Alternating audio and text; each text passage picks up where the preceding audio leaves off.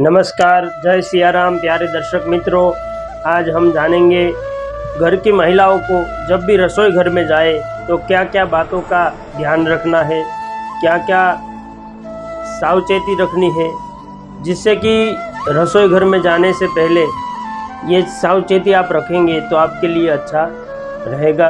तो आज वो सब बातें हम जानेंगे। उससे पूर्व मैं आपको निवेदन कर रहा हूँ, मेरी यूट्यूब चैनल को आप सब्सक्राइब कर दीजिए।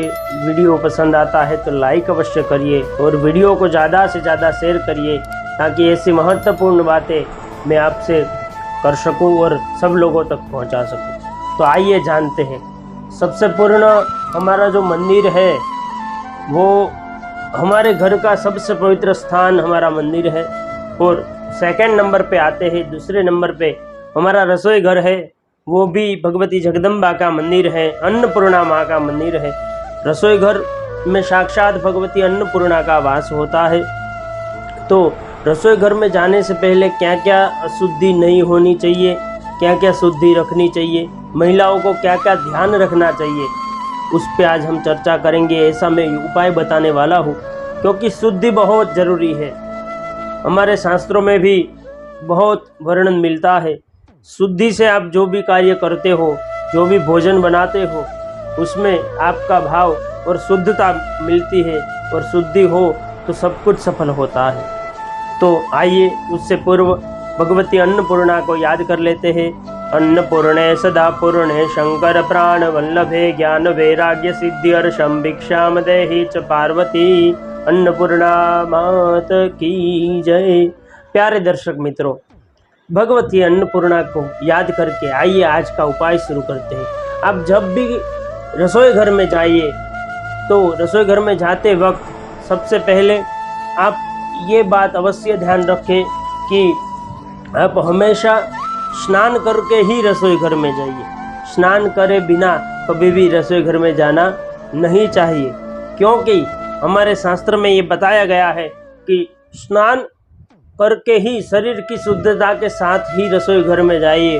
क्योंकि आप बिना स्नान किए हुए कुछ भी व्यंजन बनाते हो, कुछ भी रसोई बनाते हो, और वो जो भी आरोगेगा उसमें आप बिना स्नान किए बनाए हैं तो वो अशुद्धि रह जाएगी, और वो अशुद्धि जो भी ग्रहण करेगा भोजन उसमें होगी, और अशुद्धि के साथ वो भोजन किया है तो उसके विचार भी अशुद्धि वाले ही आएंगे। क्योंकि हमारे शास्त्र में ये कहा है कि जैसा हो आहार वैसे ही आते हैं विचार।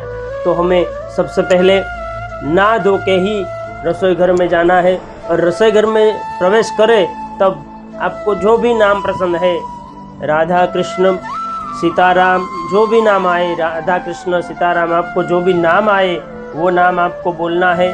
प्रवेश करते समय वो बोलना है कि सीताराम राधे श्याम, ऐसा बोल के ही रसोई घर में प्रवेश करिए। दूसरी बात, कभी भी बिना स्नान किए रसोई घर में प्रवेश न करिए। तीसरी बात, रसोई घर में जब प्रवेश करते हो आप तो ये ध्यान रखें कि कभी खुले बाल लेके रसोई घर में प्रवेश ना करिए, क्योंकि खुले बाल आपके होते हैं, वो आप कुछ भी बनाते हो उसमें बाल गिर जाते हैं तो वो अशुद्धि रह जाती है। इसलिए कभी भी खुले बाल रखकर भी आप रसोई घर में प्रवेश ना करिए। और कभी भी, आजकल क्या है, लोग ज़्यादा मॉडर्न हो गए हैं, हम लोग ज़्यादा मॉडर्न हो गए हैं। धर्म को, संस्कृति को, हम हिंदू धर्म, सनातन धर्म परायण लोग हैं, तो हमें धर्म की बातें माननी चाहिए, धर्म के हिसाब से हमें चलना चाहिए। तो कभी भी रसोई घर में आप जूते चंपल पहन के मत जाया करिए, क्योंकि रसोई घर में आप जूते चंपल पहन के जाओगे तो एक तो भगवती अन्नपूर्णा का मंदिर है, रसोई घर में भगवती अन्नपूर्णा का वास है, और आप उसमें भी जूते चप्पल पहनते जाते हो तो ये अच्छा नहीं है। क्योंकि अन्नपूर्णा माँ का जो मंदिर है, उस हम कभी भी मंदिर में जाएं तो कभी भी हम चप्पल पहन के, जूते पहन के नहीं जाते हैं, जूते बाहर उतार देते हैं। वैसे ही जब भी आप रसोई घर में जाओ तो जूते चप्पल ना पहने, ये मेरा आपसे निवेदन है। तो ये 4 उपाय थे। जब भी रसोई घर में आप जाओ ये 4 बातें को अवश्य ध्यान में रखो। ये 4 बातें को ध्यान में रखते ही रसोई घर में प्रवेश करो। और जब भी कुछ आप बनाते हो तो भगवती जगदम्बा का या भगवान श्री कृष्ण का भगवान राधा रमन का राधे श्याम, राधे कृष्ण, जय सिया राम ऐसा कुछ बोलते ही रसोई घर में प्रवेश करिए।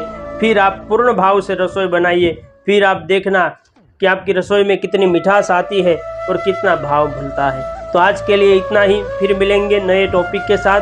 तब तक के लिए आप सबको जय सिया राम।